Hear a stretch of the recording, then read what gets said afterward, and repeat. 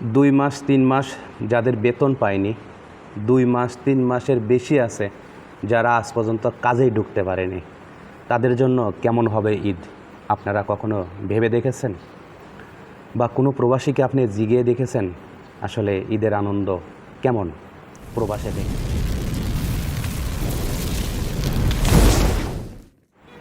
আসসালামু আলাইকুম রহমতুল্লাহি ওয়া বারাকাতুহু। আশা করি সবাই ভালো আছেন।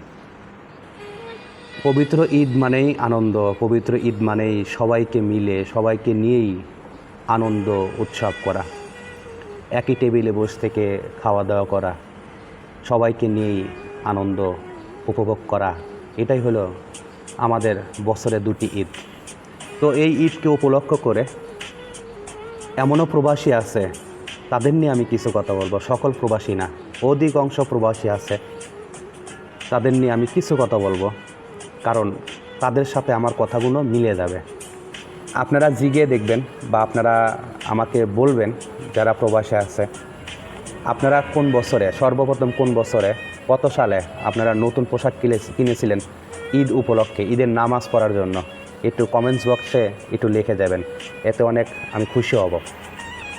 দেখুন, একজন প্রবাসী সে ভুলেই যায় যে আসলে ঈদের মানে আনন্দ, ঈদ মানে নতুন কোনো কিছু কিনা, নতুন পোশাক আশাক কিনা, নতুন পোশাক আশাক পরে ঈদের নামাজ পড়তে যাওয়া, সেটা কিন্তু একজন প্রবাসী ভুলেই যায়। বা এই ভুলে যাওয়ার ক্ষেত্রে পরিবারও কিন্তু খুব একটা এই দিকে তাকায় না যে আসলে তুমি কি পোশাক কিনেছো বা ঈদের জন্য কোন পোশাকটা কিনেছো একটু দেখতে চাই।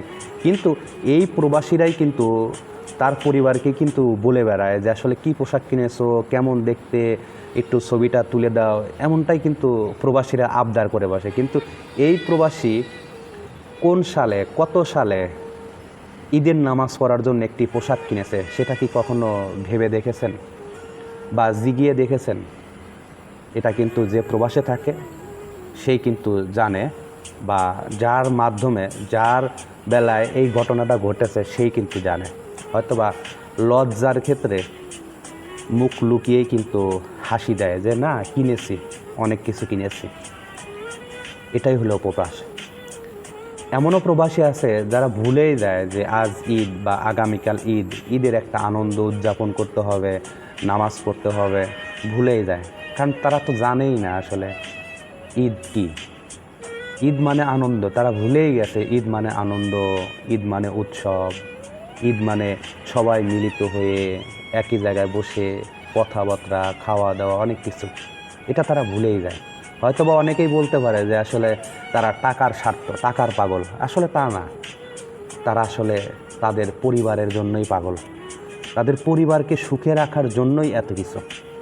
জাস্ট একটাই জিনিস, তাদের পরিবারকে সুখে রাখার জন্যই এত কিছু।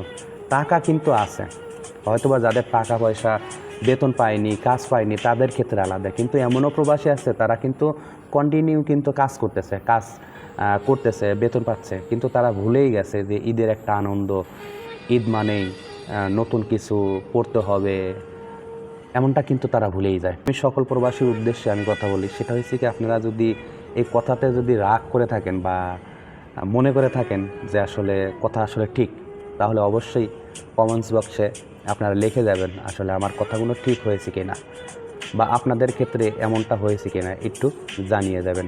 তো এই কথাগুলো শেষ করতে আল্লাহ যেন সবাইকে ভালো রাখে, সুস্থ রাখে। ঈদ মোবারক। আসসালামু আলাইকুম ওয়া রাহমাতুল্লাহি ওয়া বারাকাতুহু।